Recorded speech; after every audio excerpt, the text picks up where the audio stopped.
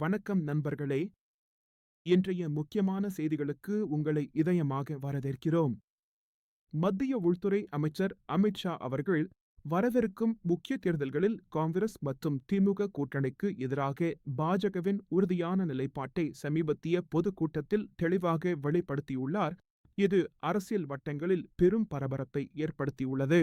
சமீபத்திய பொதுக்கூட்டத்தில் பேசிய அமித் ஷா, தமிழகம் மற்றும் மேற்கு வங்காளத்தில் பாஜகவின் தேர்தல் வெற்றிகள் குறித்து மிகுந்த உறுதியான நம்பிக்கையை வெளிப்படுத்தினார். கூட்டத்தில் கூடிய பெருந்திரளான ஆதரவாளர்கள் அதை பெரும் கரகரப்புடன் வரவழைத்தனர்.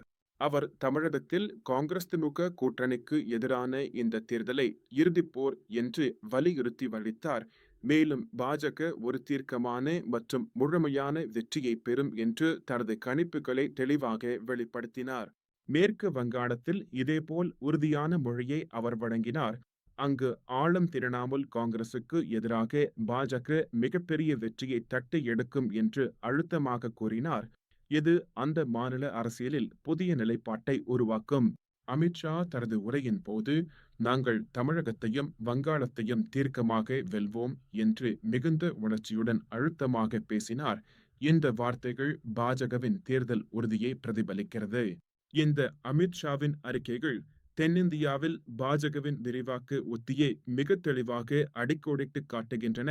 குறிப்பாக அதன் தேர்தல் இலக்குகள் மற்றும் உத்திகள் மீதான கவனத்தை வலியுறுத்துகின்றன. தமிழகத்தில் பாஜகவின் பல்வேறு கூட்டணி முயற்சிகள் மற்றும் கடந்த சில தேர்தல்களின் முடிவுகள் இந்த இறுதிப்போர் எவ்வளவு சவாலானது மற்றும் முக்கியமானது என்பதை வெளிப்படையாக காட்டுகின்றன. ஆனால் பாஜக அதை எதிர்கொள்ள தயாராக உள்ளது. மேற்கு வங்காளத்தில் ஆளும் திரிணாமுல் காங்கிரசின் வலுவான பிடியை உடைக்க பாஜக தீவிரமான மற்றும் தொடர்ச்சியான முயற்சிகளை மேற்கொண்டு வருகிறது. இது கடந்த சில தேர்தல்களின் முடிவுகளில் தெளிவாக வெளிப்பட்டுள்ளது.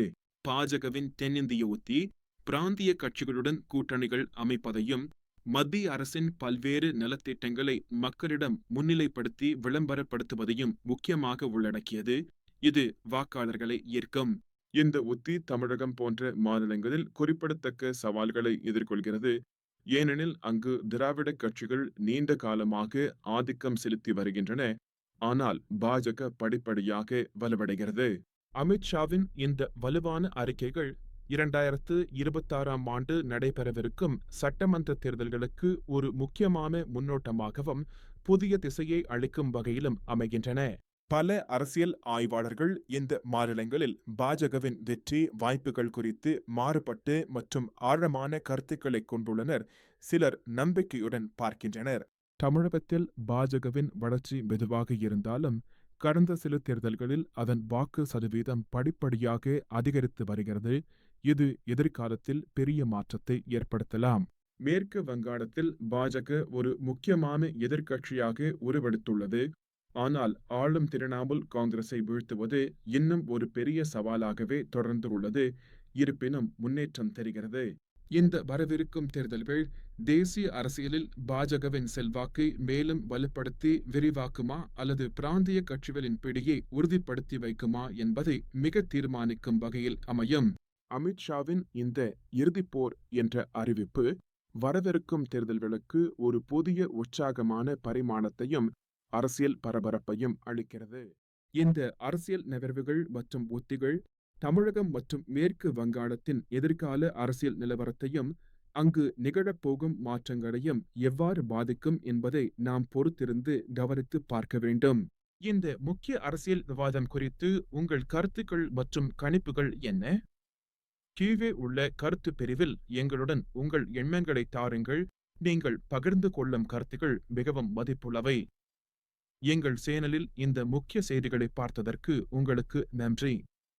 மேலும் புதிய தகவல்கள் மற்றும் சமீபத்திய செய்திகளுக்கு எங்களுடன் தொடர்ந்து இணைந்திருங்கள். மீண்டும் சந்திப்போம்.